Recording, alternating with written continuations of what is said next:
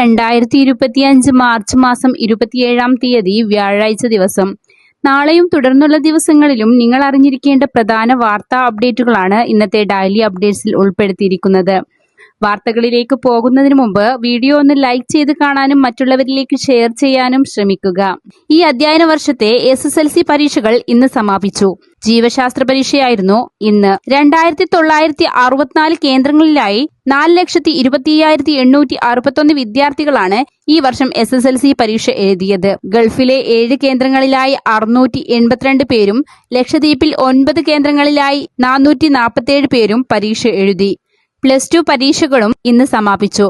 +2 improvement പരീക്ഷകളും +1 പരീക്ഷകളും March 29-നാണ് സമാപിക്കുക. 1 മുതൽ 9 വരെയുള്ള ക്ലാസുകളുടെ പരീക്ഷ മാർച്ച് 27-നും VHSC വിഭാഗം പരീക്ഷ മാർച്ച് 29-നും പൂർത്തിയാകും. അടുത്തൊരു പ്രധാനപ്പെട്ട കാര്യം, ലൈസൻസ് ഇല്ലാതെയുള്ള ഡ്രൈവിംഗിന് കടുത്ത ശിക്ഷ നൽകുന്നുണ്ടെങ്കിലും ലൈസൻസ് ഇല്ലാത്ത കുട്ടികൾക്ക് വാഹനമോടിക്കാൻ നൽകി പുലിവാല് പിടിക്കുന്ന രക്ഷിതാക്കളുടെ എണ്ണത്തിൽ ഒട്ടും കുറവില്ല.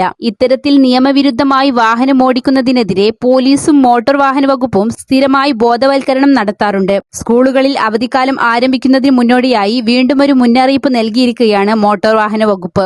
മധ്യവേനൽ അവധി ആരംഭിക്കുകയാണെങ്കിലും വാഹനം ഓടിക്കാൻ നൽകി കുട്ടികളോടുള്ള സ്നേഹം കാണിക്കരുതെന്നുമാണ് മോട്ടോർ വാഹന വകുപ്പ് അഭ്യർത്ഥിക്കുന്നത്. ഇത്തരത്തിൽ വാഹനം ഓടിക്കാൻ നൽകുന്നത് അധികൃതരുടെ ശ്രദ്ധയിൽപ്പെട്ടാൽ രക്ഷിതാക്കൾക്ക് കനത്ത ശിക്ഷ നേരിടേണ്ടി വരും. ലൈസൻസ് ഇല്ലാതെ അനധികൃതമായി വാഹനം ഓടിക്കുന്നവർക്കെതിരെ സമീപകാലത്ത് നിരവധി കോടതി വിധികളാണ് ഉണ്ടായിട്ടുള്ളത്. അടുത്തൊരു ശ്രദ്ധേയമായ കാര്യം, നാടിന് ഒരു ആപത്ത് വന്നാൽ നമ്മൾ മലയാളികൾ ഒറ്റക്കെട്ടാണെന്ന് പലതവണ തെളിയിച്ചതാണ്.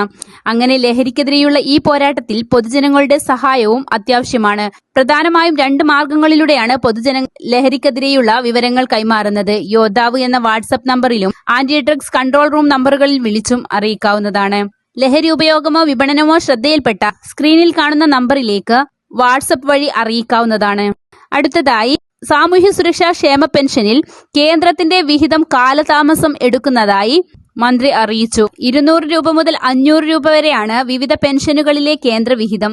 വാർദ്ധക്യ പെൻഷനുകളിലും വിധവാ പെൻഷനുകളിലും വികലാംഗ പെൻഷനുകളിലുമൊക്കെയായി 8,40,486 പേർക്ക് മാത്രമാണ് കേന്ദ്രത്തിന്റെ വിഹിതം ഇപ്പോൾ നൽകി വരുന്നത്. എന്നാൽ സംസ്ഥാനത്ത് 49 ലക്ഷത്തോളം ആളുകൾക്ക് സാമൂഹ്യ സുരക്ഷാ പെൻഷൻ നൽകി വരുന്നുണ്ട്. 2022 ഡിസംബർ വരെ കേന്ദ്രവിഹിതം ഉൾപ്പെടെ മുഴുവൻ തുകയും സംസ്ഥാനം നൽകുകയും പിന്നീട് കേന്ദ്രം തിരികെ നൽകുകയുമായിരുന്നു ചെയ്തിരുന്നത്.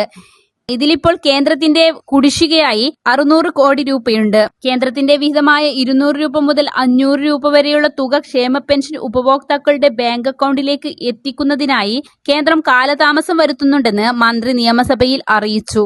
വാർത്തകൾ പൂർണ്ണമായും വീക്ഷിച്ചതിന് നന്ദി.